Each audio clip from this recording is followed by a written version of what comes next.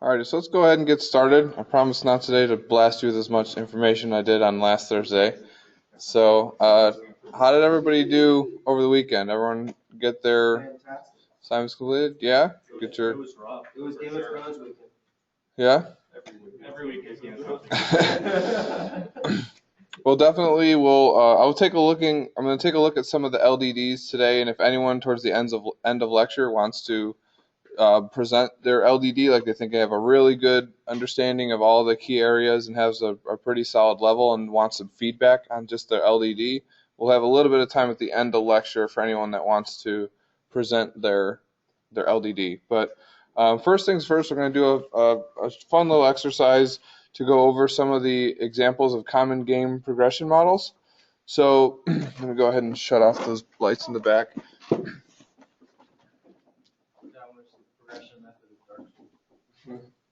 There isn't. Die, get angry, pick on the player. Exactly.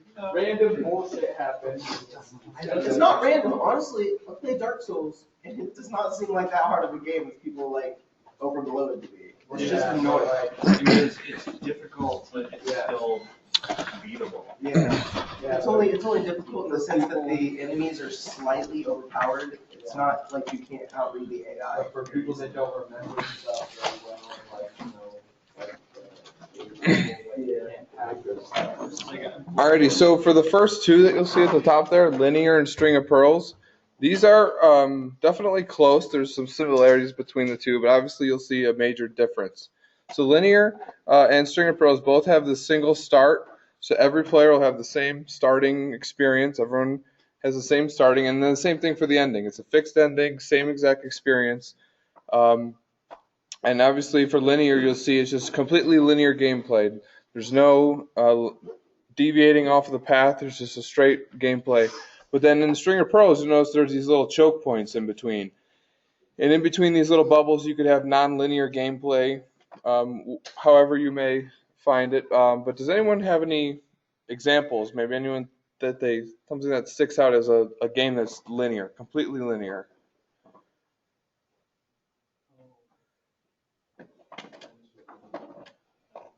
You say like God of War? God of War. Call of Duty campaign. So the few that have been said so far definitely fit within both of those, and definitely some of them are string of pearls. So Call of Duty campaign, I heard, and like Halo, anything where there's levels being progressed, that fits into string of pearls, right? To where you you could break this up whether you're looking at this at a big picture like the entire game or even one level, right? Because there's areas in Call of Duty or Halo where you get to these choke points to where you have to fight through some number of enemies or make your way around something, but you have to get to this point. And all players are going to experience this. And then, proceed on till you get to the end of the level. Or vice versa, if you think about it as an entire game, right? Where in one level, you can come a lot of different ways to solve it, but you're going to get to the end of the level. And then you're going to move on, then you're going to move on. So Mario, definitely someone said Mario. Definitely for that same reason where it could fit into string of pearls. But also, right, there's a lot of linear elements to it. So another thing to think about when we go over these is these aren't the only 6 types of progression models in a game. There's definitely a blend between the two. Would Destiny be string of pearls? Like everybody, have you ever played Destiny? Yeah, I have played Destiny, not quite. We'll get to Destiny a little bit further on, but there's definitely string of pearl like elements in some of the missions that you do, but an overall game is definitely not one of these two. Also, think about other things that aren't just video games. So for linear, maybe like a foot race, right, or like a marathon, just something very straightforward. You start at this point and you run, you get all the way to the end. And for string of pearls, this could also be something like a football game or a baseball game, right? Each one of these is an inning, or each one of these is a quarter of your game, right? Anything could happen in the first quarter of a basketball game, but then it's going to end, right? They're going to run out of time. They're going to go to the second quarter, the third, and the fourth until it's over. So on to branching and reductive. You can see that these are definitely almost the inverse of each other, right? Where here's a single starting point, and it branches out into multiple unique endings. And reductive is a lot of possibilities in the beginning, and then as you progress through, it slowly gets reduced and reduced down to one fixed ending. So anybody have any examples at all for branching and reductive? Mass Effect. Mass Effect, definitely. It's a good. I was actually going to say it, like Trisha said, specifically Dragon Age Origins. Yep, Dragon Age Origins, For another good one. Because there's origins for every one of the Yep, original, but then it breaks off into the same. that's a really good. Precisely, Kingdom Hearts. Each player has their own different progression, but they all lead to the same ending. That's true. So you're saying that's reductive? Yeah. Okay, cool. For reductive, I also like to think of like a Rubik's Cube or even like a jigsaw puzzle, right? A lot of possibilities and variations in the beginning, but you're gonna get to certain points where you solve it in certain increments and then come up to that final result. But yeah, also anyone play the Telltale games? Yeah. Yep, that's a really good example of the branching. And I've heard from Dawn is a reductive game. Until Dawn. Until Dawn is a jump scare. Okay. I haven't played that one, but definitely, I mean, you can take the experiences you've had from certain games and then apply them to see where they fit in, and then you'll start to notice that some are a little bit of branching and reductive. Like I know last month someone had mentioned in the sequel to Walking Dead, it was almost became reductive. I don't know if anyone played. I only played the original where it was this branching, but they had said that basically your decisions that you came in with slowly got reduced, and then everyone saw that final ending.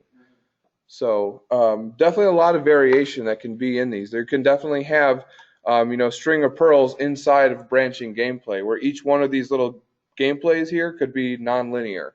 So there's definitely, you can start to, as a designer, you can try to come up with mix and matching these as best you can.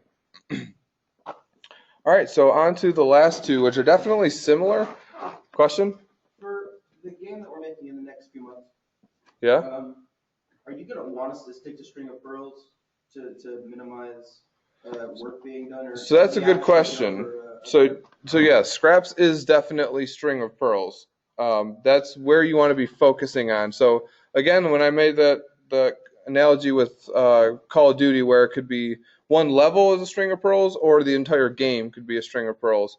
Focus on like this string of pearls being your level as a team in scraps, right? Where you go into your area and you can complete some objectives in some way, but then you're going to transition into another student's area. You're going to progress through this same choke point. Did you have something in mind where you wanted to do something other than string of pearls? I was going to do a branching, but with only two endings, so it would be a very, very small branch. There was going to be the mission directive was going to be given to you over radio. Okay. And depending on what the player does, the room that the player goes into, the radio is going to be different. The directive is going to be different, but there's only one breaking point, so it's going to All be right. simple. So it sounds like you want to have a point where you can branch off to have two separate objectives and then complete one of them to progress. So I'm not going to say no to that. I'm going to let you, as Mr. Gazaway says, we give you the rope. Whether you make a bridge or a noose is totally up to you. So if you want to build that, because what you're designing in that is almost two experiences. If players are going to be able to get through 50% or 60% of your level and not see the rest, well, you still need to put your effort into the rest of that. So just don't spread yourself out too thin. And if you really want to do something that's branching, rather than it be an entire level or an entire objective, maybe there's like a small contained area. Like we'll see when I get to an example. I had like when you're progressing to the top floor, you could take the elevator or the stairs. One is 10 seconds and you get a collectible, and the other one is 20 seconds and you get a slightly better collectible and a health kit. So branching in the way of gameplay rather than story. Yeah, and also you want your branch to, especially as a student, you want your branch to lead to the same place. So you don't want to have it branch and fork in two different directions, and now you have two completely different paths. You want there to be a little bit of, I like to think of it as, you can crouch to get underneath something, or you can jump over it. Whichever way you go, I can go left or right. Wherever I go, I'm going to end up on the other side of that barricade. But I mean, it's definitely, you're able to do what you want in this space. So if you want to design and plan something for that, I'm not going to turn it down. I'll definitely give you my feedback and constructive criticism on it, but then you'll see and adapt as you get to level design how much scope you're really trying to bite off.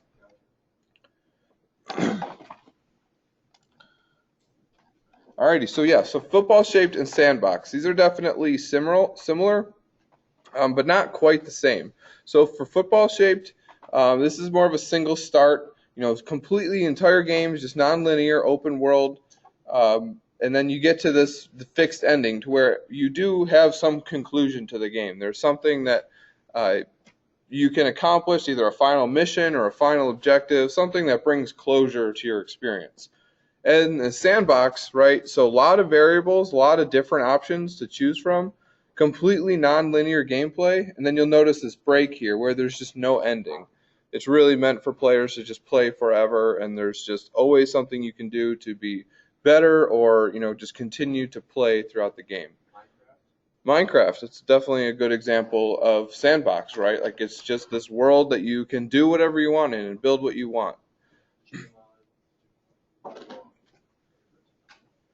No Man's Sky would be a good one for that. No Man's Sky? No Man's Sky has a definitive ending. I haven't played No, that. but the type of gameplay that the players are expected to be playing in the game is non-linear.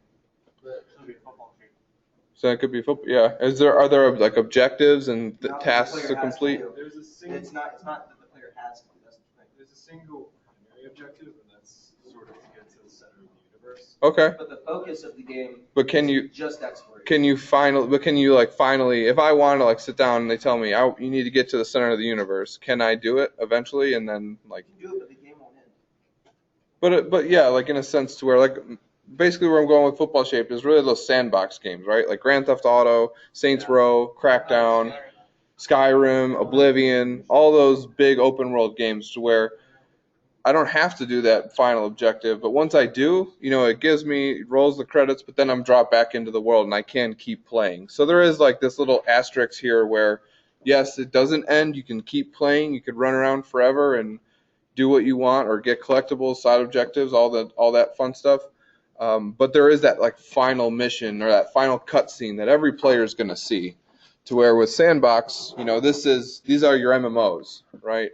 So World of Warcraft, Defiance, any big MMO game with no ending. So I can shout out a few of these and shout out a few games and see if you guys can put them in the proper place. They're all pretty straightforward, and definitely remember that there aren't just these types that only fit into games. There's definitely a lot more, and definitely combinations of each other.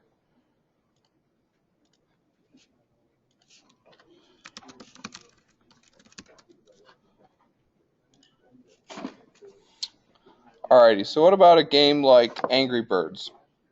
Angry Bird? Yeah. Linear. String of Pearls. Why is Angry Birds? Because there's levels, right? You're sequencing between each one. Yep. So I think Kevin, you mentioned God of War, right? Yep, that's definitely linear. That's definitely linear gameplay. So what about Star Fox 64? Anybody play Star Fox? Except it's sort of branching in that there are separate Yep, it's definitely branching. Yep. So yeah, we already mentioned. What about we play like The Sims? Oh, God. That's like sandbox. Yeah, sandbox, yeah. You don't. Yep. There's no ending, right? You could just play The Sims forever, right? So definitely that fits into sandbox. Yeah, it looks like you guys nailed a lot of the examples already. I know that Minecraft was mentioned. Talked about Walking Dead. What about a multiple choice test? What about it? I could see each question almost being reductive. What about the whole experience? Football saved? What if you like to do it out of order, maybe? Okay, I could see an argument for that. I know I always leave the ones I don't know blank, so I can redo this, so I can just go back Yeah? Okay. Right, so if in the traditional sense, all of these arguments are definitely valid. It could definitely be a mixture of both, but definitely linear or string of pearls, right, where you're working through each question, you get to this choke point, you move on to the next one. All right. Yeah, it looks like we've covered a lot of what we have. I'll go ahead and unveil these, and I'll share this with everybody for anyone that wants to have it in their own reference, but we talked about a lot of these already. So there you go. That's just a good base to start on. So when you are working on like your games for the rest of this degree, right? So you're working on this project for scraps. You'll be making your own. I'm going to talk about the digital because you will be making another analog game as a team. But when you make your individual game in Game Design 2, and then also when you get to final project, you'll mostly be focusing on these types of games. I've definitely seen some branching games. There was this 1-800 detective game that was made in Final Project that was pretty cool. Definitely had some, actually it was a mixture of branching and reductive. So this, as a student, this is really, you want your work to be shown. And I've said this before, and definitely I'll keep saying that you don't want to hide your best work. You don't want to be creating multiple paths and multiple options and side quests and all this extra stuff and just things that aren't going to be seen to your employer, right? So stay away from this type of gameplay just as a student, right? Don't worry about making the next GTA, or don't worry about trying and building something as massive and large as World of Warcraft. Focus on this type of gameplay that really showcases the design and blend them together. We've talked about there's no one that fits perfectly, but blend them together and definitely keep your scope in mind as a student.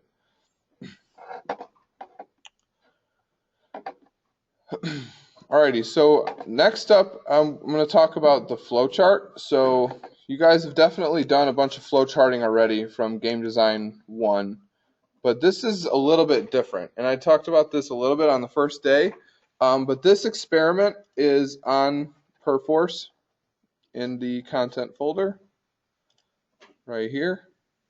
Flowchart experiment, level flowchart. So this is really important to actually get started with your map. So now that you've got your level design document completed, you have a pretty good idea and understanding of what it is you want to build. Now it's about how is it going to flow together and what it's going to look like.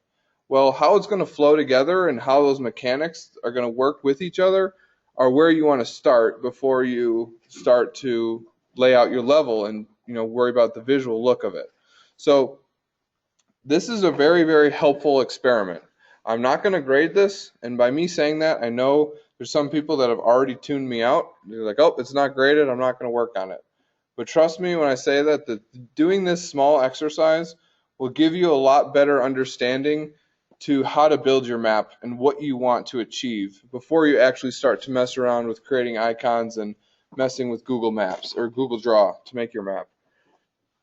So this is a very useful exercise, and it used to be a weighted assignment, and the reason it's not now is because I felt that the feedback I was getting for the flowchart and the map was very, very similar.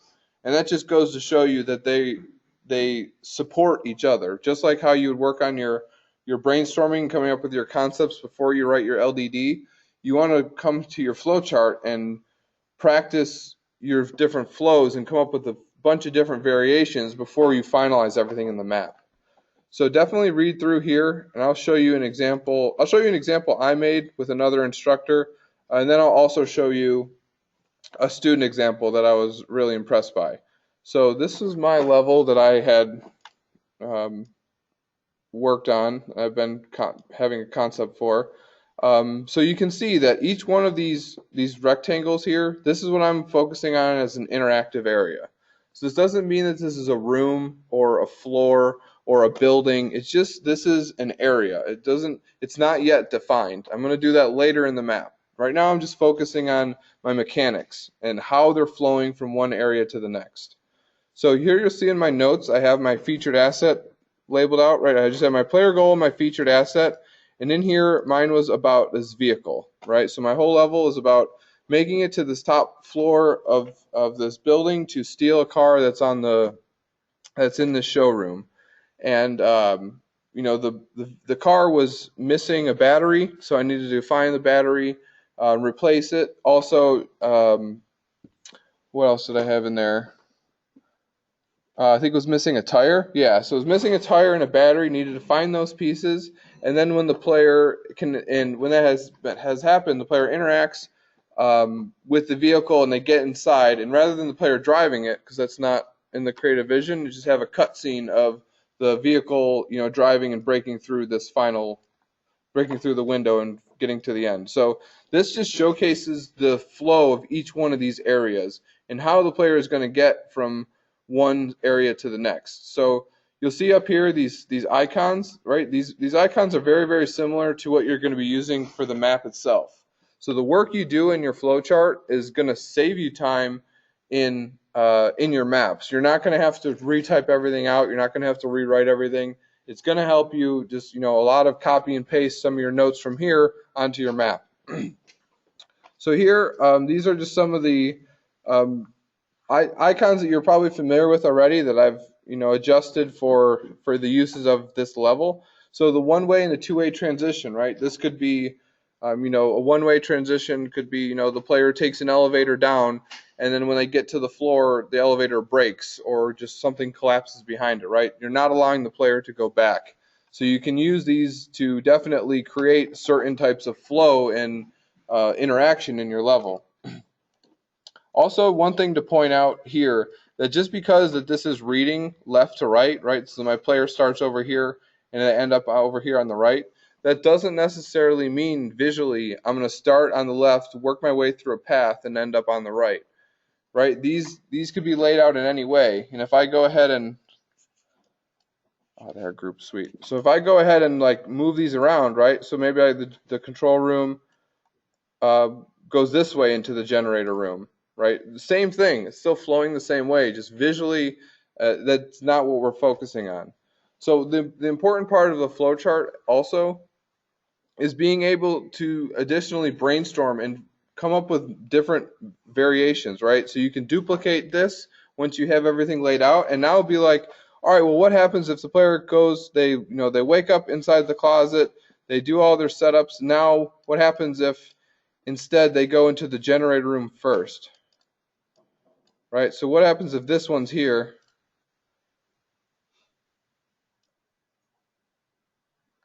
And then I go in, it happens every month.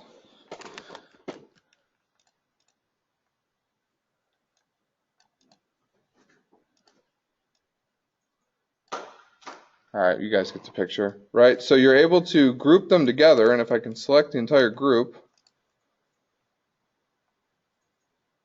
yeah, it's grouped.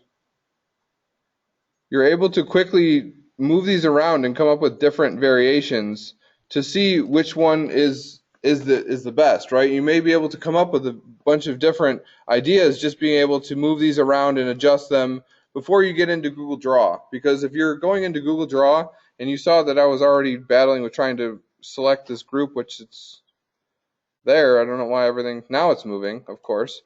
But once you're actually dealing with structures and multiple icons and things inside of Google Draw, if you want to change something, it's going to be a lot of rework. If you realize maybe this building should be over here, or this should happen first and then the player does this, you're going to have to move a lot more, and you're going to be wasting some time by having to rework it. So take the time to do the flow chart, and then definitely having these images in here.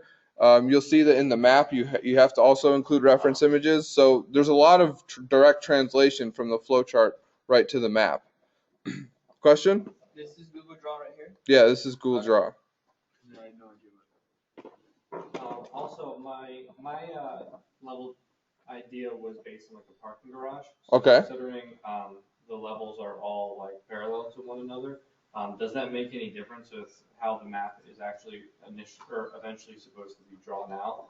Should I just do almost, if I were to go left to right, level 1 to level 2 to level 3? Yeah, that's fine. If you want to have anything with multiple floors, it's a good idea to break them up and separate them and clearly label, this is floor 1, this is floor 2, this is how the player gets from floor 1 to floor 2, and definitely everything like that. And for the flow chart, that doesn't necessarily matter, right? Because that's what I'm doing here to where I'm starting here, working my way up. Now I'm going up a floor into this top showroom, right?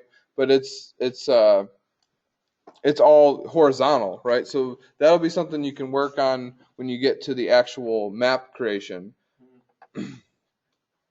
So this example is on here. I can go ahead and undo some of these changes I made. Feel free to, you'll also see in here, I'm trying to do my best to include my IPM, right? So you should, in your level design document, have 2 mechanics that you want to have multiple setups for. So include those setups. You definitely, in here, that's the point of the flow chart, is you want to include when is the player being introduced to your certain mechanic? What do they need to do to progress from one area to the next? What are the interactions? Again, focusing on the gameplay inside of your flowchart. So I'll show you one other example. This was from an on-campus student that definitely very visual, and him working on the flowchart definitely helped be able to plan out his map much better. That was one class, only 4 people. Yeah, the first month. Were they the entire group together? Yep, there were one group. Two of the people that were behind us in Stefan's class. Yeah. And then they were the first group. So this was the one of the flowcharts that one of those students had created. Very well documented and detailed. You'll see that the flowchart itself isn't super complex, right? Like if we look at just the flow itself, you'll see that here's where the player starts near this abandoned road and gas station, introducing you to certain things. Here's this progression right here. So he shows you this progression. Also, this water cart like moved along with you, so you'll see this pathway along with. And then you'll see here that he very clearly has everything documented to where, all right, I can read about the generator room and inside tunnel, and down here I can read through exactly what those setups are, what the interactions are that's going to be in this space. And this will really help you define every space, not create a huge, massive space. Like, all right, here's this huge empty warehouse, and the player is going to find a key and open a door. Well, if you have an entire warehouse, you have a lot more space for a lot more setups. So this will allow you to definitely make sure you're utilizing all your space properly. And then a lot of this too is when you go to work on your map, for your notes and the interactions for your map, you just take this right here and copy it and paste it over in your map. So you're not going to have to rework a lot. But the flowchart will definitely help you plan out your ideas. And then also, show it to your peers or come show me and just get a little bit of feedback about, all right, well, what happened? Like I said, what happens if they go to the generator room first and then they go into the barrier control, right? And you can just plan out a lot more and give yourself a lot more options before you finalize everything. So any questions at all about the flowchart? Am I overwhelming you guys again? No? No, this doesn't seem too intimidating. Okay. So technical stuff? It seems very helpful. Okay. Yeah, it's definitely really useful because then you'll see like, all right, well, he wants us to have 2 to 4 minutes of gameplay, but how do I know how much 4 minutes of gameplay is? The flowchart tool will also help you to think about everything a lot on a smaller scale, like each one of these areas. So how long do you want the player to spend at the abandoned road and gas station? And I think he has 45 seconds. So you can break down each one of these smaller little areas into, he's probably like 15 seconds for this, 15 for this, and about 10 to 15 for them to find the health, right? Question? I know this isn't graded, but when do you recommend us having this finished by? I would probably shoot for by Friday or Thursday in lab, because you want to give yourself at least 2 to 3 days to actually build your map. So really, this week of the class is you have the perforce test that's due by Friday, but the flowchart and the map is really the 2 things that you're going to be focusing on until next Tuesday. So you have a week to do the flowchart and the map, and then the perforce test in there as well. But then from there you'll have another week to revise your map, because next week, a week from today, we'll be coming in and presenting. You'll be presenting all your maps, and we'll be giving critiques, just like the other class does when they critique each other's videos and builds. We're going to be doing that with your maps, and then they'll be in here also, giving advice and chiming in when they have any comments or questions for you. So, and then from there, you'll have another week to continue to polish your map. So I know the first week there's a lot of information getting blasted at you. You got to understand the creative vision and get your documentation done. But now you're going to have some time definitely to really take a step back and plan out everything you want to do. Would you say that the first week is easily the most intense? I'd say so, yeah. The probably the first two, because this week there's still a lot of extra, there's a lot of stuff you still need to keep track of and manage, but definitely the first week there's a lot of everything, right? You're introduced to Perforce, you have to do some reading to catch up with everything, and then you also have the creative element. So there's definitely a lot jam-packed into the first week, but definitely take that work ethic and keep moving forward with it. All right, we're definitely making real good time. I may be jumping ahead, but how big is our group going to be in this class? How big are the groups of teammates? There's only 11 of us, right? Yeah, as small as 3 and as big as 6. Are the groups completely random? No, you guys can pick your groups however you want. Groups? I was understanding that it was random. Nope. By you guys. I know in building functional groups, the class coming up. Yeah, for you guys it's next month. Yeah. I think for the online guys it's 2 months away. That I think is random. They randomly chooses your groups. But there's different learning objectives in that class, and it's definitely for a good reason.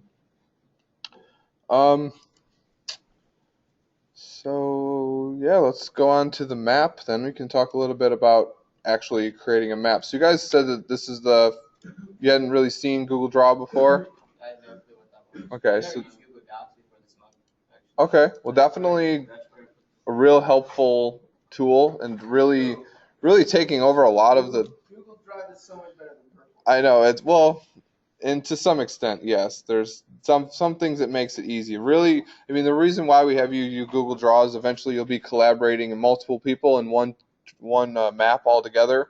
Really being able to work on it together. Here's a video that Mr. Gazaway has put together. Really, just the basics, how to use. No, this is something he created. Just basically how to use Google Draw and the different functionality you can do with it. Really, it's only a 10-minute video, basically like an introduction. But really, if you have any type of Paint or Photoshop, basic, 2D editing software program knowledge, you can apply that to here. So really, you have here's all your different shapes, things like that. You have you can import your own images.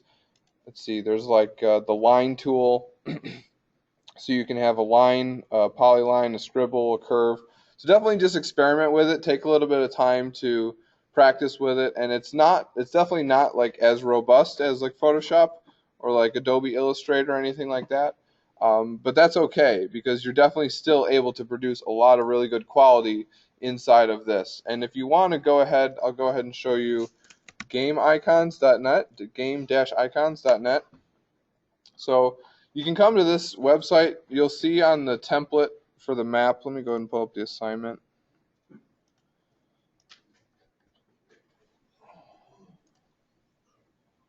I hit Perforce.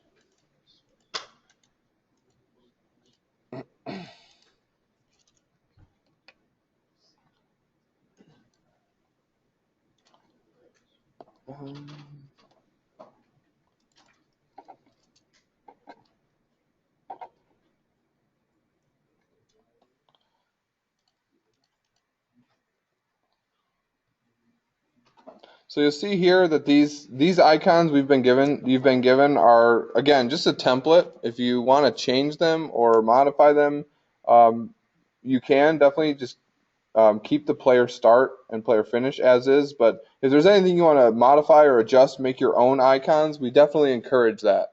That definitely is what's going to set yourself apart from the rest of the group, is really customizing this and putting your own take on it. So you can definitely come to gameicons.net if you want to get any other icons quickly. If you want to make your own, that's acceptable as well. But you can come to here, and if you select one of these icons, you can really customize it to where you can change like the foreground color, the background color if you want one, and then have a frame on it if you'd like. And here you can like adjust the width of the frame. There's So already a flowchart basically made then. what? I like the just copy What the paste template? the scratch, like all that stuff. Yeah, you can take the template, and start from there. So there, if you want to add more icons, there's one really useful tool, one useful website. They've got a lot to choose from, and they add stuff every day. Like this is May 9th, so yesterday. They just added, all these. So constantly adding more. Um, So for the map itself, there's a few things that you are required to include. Other than that, you have a lot of creative freedom. So one thing that you have to include in your map is terrain of some kind. And the reason is that is when you get to level design, you have to have something to just test your skills so the instructors of level design can evaluate that you understand and know terrain. So that doesn't mean you have to create an outdoor level. You can create something completely interior and have terrain outside. It could be anything from that's completely walkable and part of your level, all the way to the player can look out the window and see some terrain. So you have to have terrain in your map of some kind. Also, really important is you think about your starting and ending point of your level. So you don't want to start the player smack dab in the middle of your level, and you don't want them to finish somewhere in the middle of your level. And that's because we're going to be connecting these to each other's areas eventually when we get to DES 3, right? Project and Portfolio 3. So just think about that. Just have this little space where it starts and ends, and it's open to adjustment, and you can definitely modify it maybe however you may be. Just don't have your level end somewhere where it's not very easily connected to somewhere else. The other requirement, we'll see. So definitely reference images. Make sure you have at least one image per room or space or interactive area. The more you have, the better. And those that have completed the visuals and setting assignment, you'll probably realize now that one, reference images help, and they're probably also really hard to actually recreate. So having them there and having something to go off of is just going to make your work that much more believable that you're shooting to build an actual realistic space.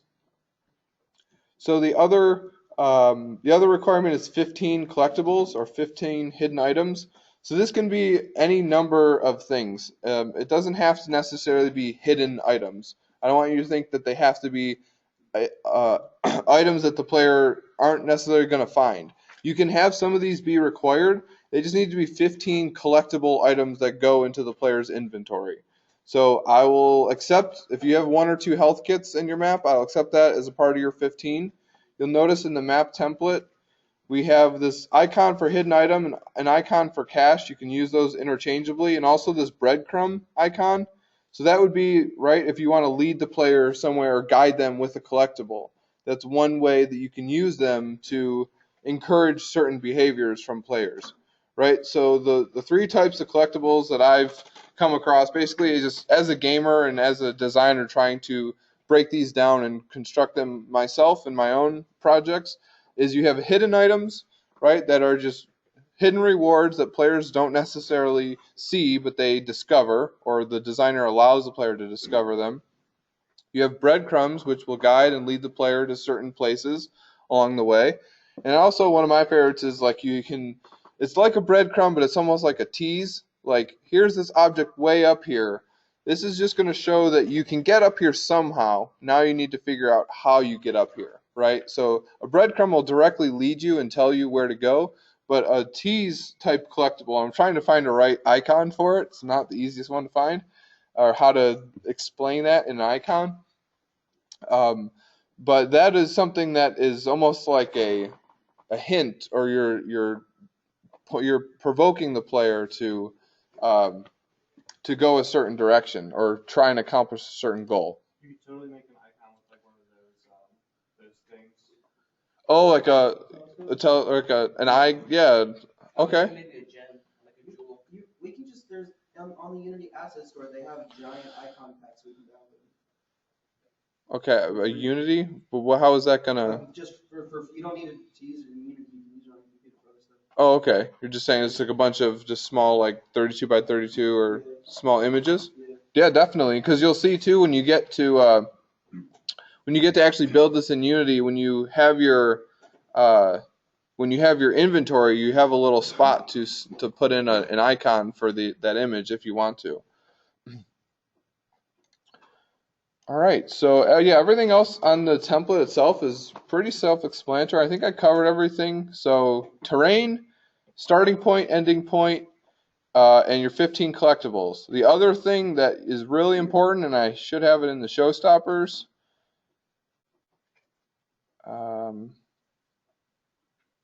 it's not here. I should add it. But a player path. Let me make sure it's in the. That is definitely something that's also very important to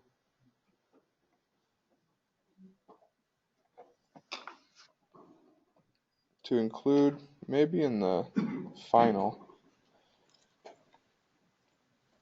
Well, player path. It's definitely really important. So we'll take a look at some of the sample maps.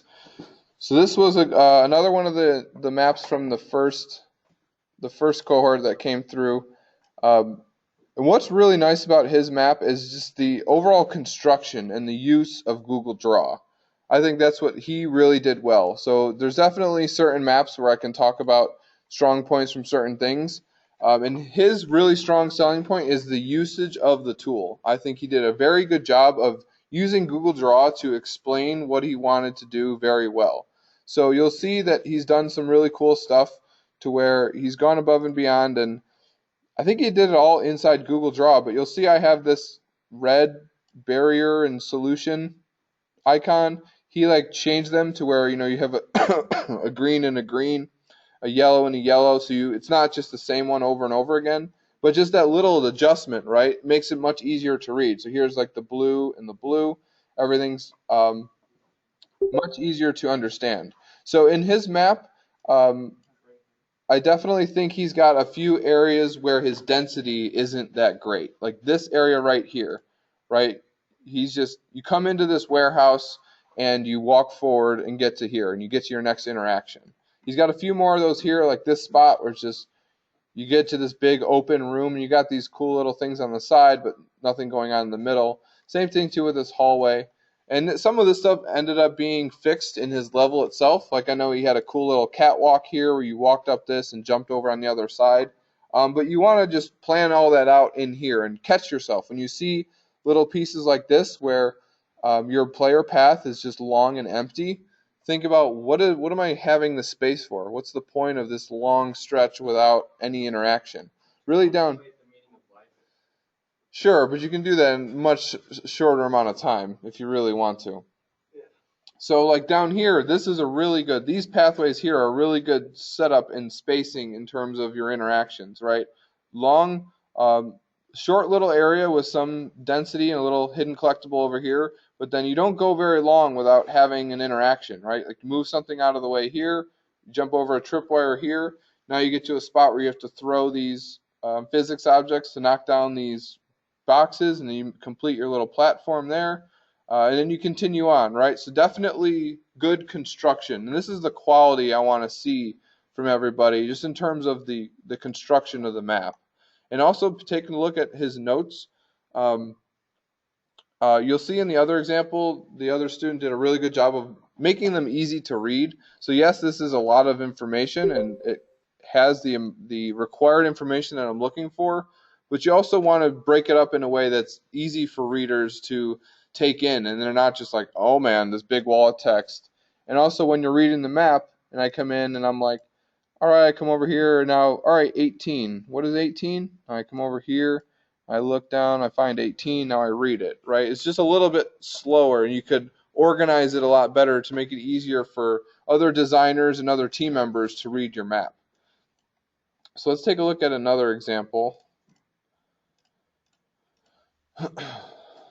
So this this student definitely did a good job of talking about what I was just mentioning about like color coding, right? So you saw I pointed out in the warehouse or in the flow chart as well, where he had everything labeled to where here's the notes for the warehouse, here's the notes for the hallway, here's the notes for the medical areas. It's a little bit easier to read.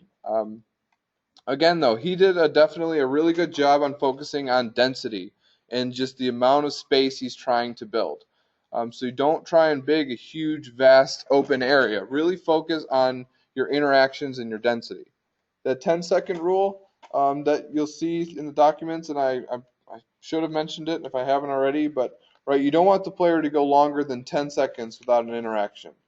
You want there to be some type of interaction, something to do every 10 seconds along the way. So again, you'll see in this map, a lot of these he definitely used game icons. I know this little breakable wall here, this little elevator, this little laser, this security camera, definitely adds a lot to the map and comes right from to Google Draw, or right from GameIcons.net right into Google Draw. So definitely he had a lot of really good reference images as well, and just overall just the spacing and the design definitely really well done. And throughout his notes, he's definitely reiterating on the IPM. So definitely that should carry out through your LDD into your flowchart, into your map. That sense of introduce one mechanic, practice it somewhere else, and then master it later on. All right, and then I'll let you take a look at these at your own leisure. These are, in the assignment itself.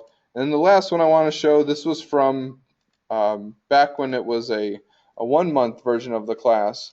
This is, again, just another team that really all three of them did a really great job in striving for the best quality they could achieve.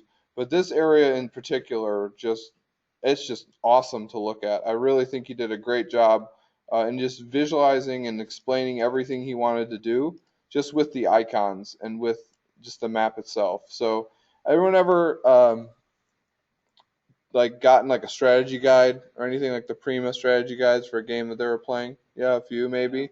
Like that sometimes there's, depending on what game it is, but they'll have a map or like a layout of the level and where the items are.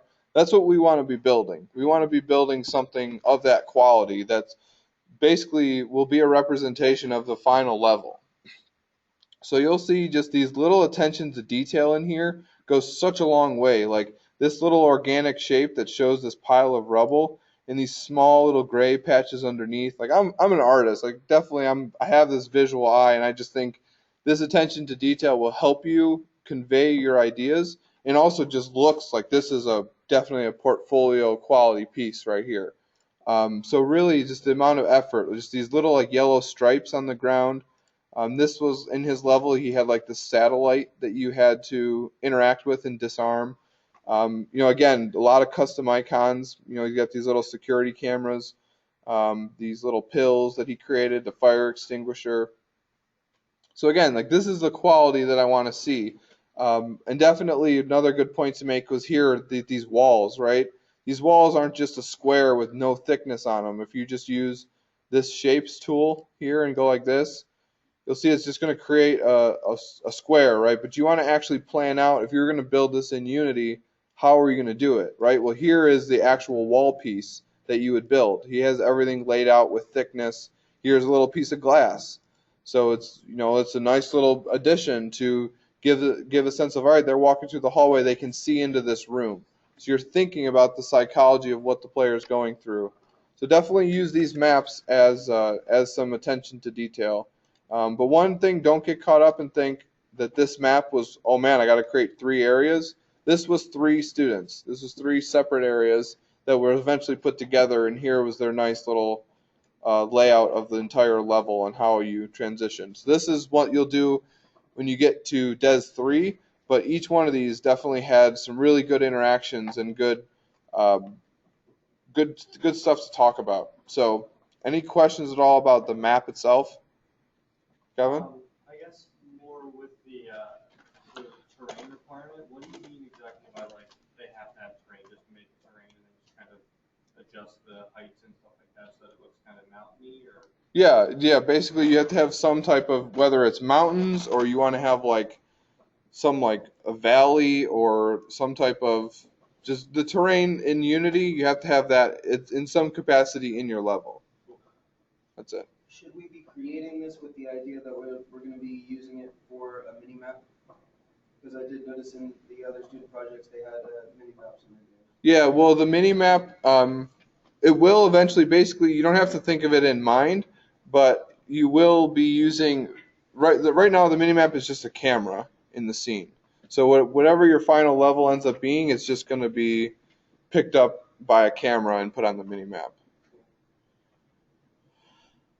I guess the other point I should definitely mention, and really, really important, is on the map itself, it says do not scale or resize the header.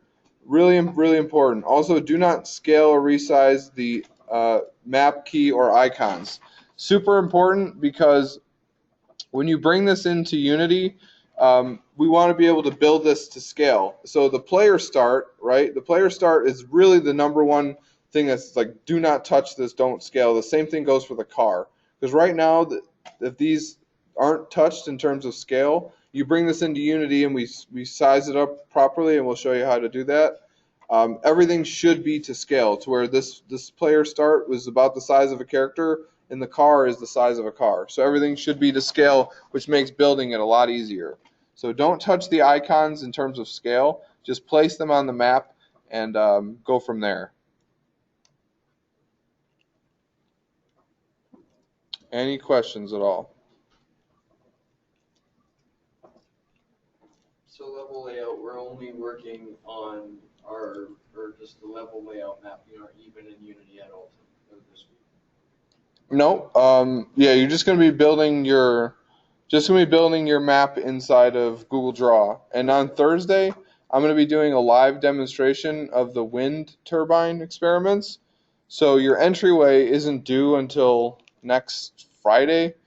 But I'm going to give you a live demonstration ahead of time, so that way you guys have at least seen it and walked through it once. And I'm sure over this weekend you'll be working on your map and things like that. But that way you'll be ready to go and build your entryway when you're ready for it. So your entryway is one of the other assignments you'll be doing. Is it like our actual entryway to our level?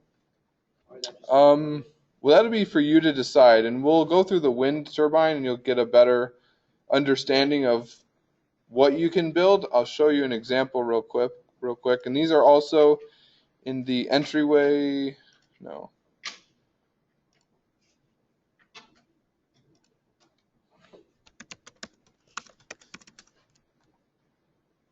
I don't have them on here yet.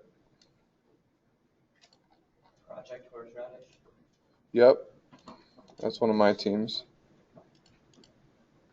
Yeah, so I'll put them up here so you can look at them, but I'll show you two examples of the entryway. And these are ones that, so the assignment itself is to create like a doorway, some kind. So I'll show you the assignment. This is also in the IND content folder. Here, this entryway will have everything you need for the assignment, but this is like the requirement, what you need to make, right? A door with a frame, with a doorknob where I interact with it, it rotates and opens. I can open and close it, right? This is like the bare bones, what I want to at least see, that understand, like trigger volumes, complex game objects, and sound effects. You're like, we're going to go over all this, right? So that's a great question. No, it doesn't. So I've been giving people a lot more leniency and being able to come up with different setups and interactions. So we got some time. So What did Tyler's door look like in the last book? I'll show you. His was also really good. Tyler's and Miles were my two favorite from that month.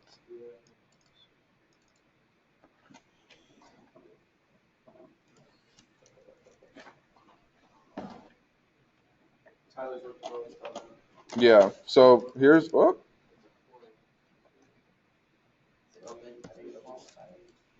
no.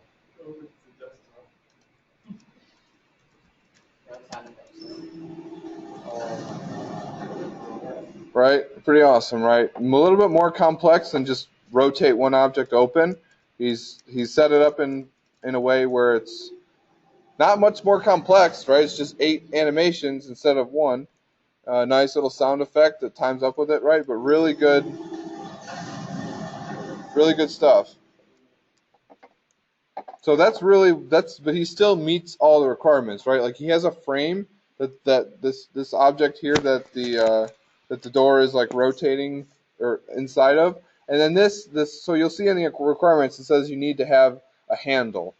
That's when I say a handle, and when you do something more like this, a handle is more of if I'm a player and I don't have any communication yet, you guys haven't learned like putting messages to the screen, things like that. How do I know where the interaction point is? So on a door, I would be able to walk up to the handle and press E. If you do something more complex, you need to have some type of button or lever, or this is the spot you interact. This is the spot where you walk up to and press E. Yeah. So that was a really good one.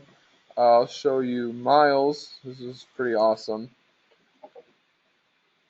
And this was definitely a student that super creative. He took what he learned and really applied it. And again, this was he made the skull all with level blocking meshes. He came in after like the weekend and was just like, "Oh, I've been in Maya for like 3 days trying to model the skull." I'm like, "Why? Just make it with level blocking meshes and get it to work, and get it to function." So I come up to this. The sound effect's a little long, but it plays. I really like the feedback he added with the eye. So you see that eye lighting up to show you that this side is down. Now you hit this side. And it opens up, right? And then he added this. This is another thing that I'll show you too. This is a trigger. So you like laugh at you, then it goes open again. Now you can walk through. So he did a great job. Loved this project, and then he did this though. And I can't get out. So one of the requirements is you have to be able to walk through and then return. So I did, yes. No, it was. No, there isn't. You're stuck.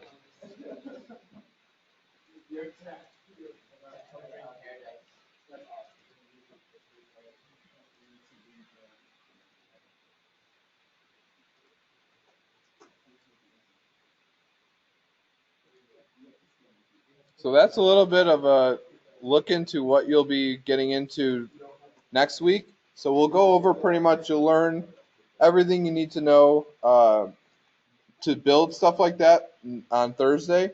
So I definitely recommend at least reading through the entry or the wind turbine experiments. If Unity is something that you're a little bit a little bit hesitant on, or you think you're not where you want to be with it just yet, definitely get a little bit of understanding of what it is we're building. So these turbine experiment 1, 2, 3, I'm going to be walking through those live on Thursday. So we only have 2 hours, so I'm going to get through them and also try and help you guys with any troubleshooting. But definitely at least read through them to give you an understanding of what it is we're going to be doing. All right, so I'll give you guys a short little break. And come back at about 10:15, and then we'll just pick up a few little other things to go over. Alrighty, so for the rest of the time in lecture, we're just gonna mix it up and do. You guys can play through one of the example levels. So this was back when we used first person, but this was a level that just did a great job of everything, of having multiple setups where you have introduced, practice, and master, and also their player communication is by far one of the best I've seen in a long time. So this group was back when this was a 1-month class, and this was also all online students. I want to keep this in mind. So this was all online students. They had 1 week to learn Perforce, make a map as a team. They had 1 week to build it in Unity and get it functioning. That was the alpha. They had the third week was to get player feedback and communication in. and then any assets, and then the final week was just polish. So this is back when they had 1 month to do all this. So we're going to go through and play this for the rest of the time. We'll have about 40 minutes. We should be able to get through the whole level.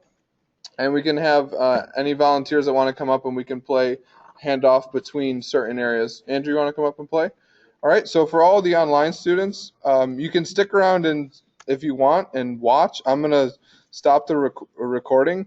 But everyone remember that this is in the content folder. There's this example gold right here. So go ahead and download that and play through it if you want. And just definitely use this as some inspiration and just know what's possible.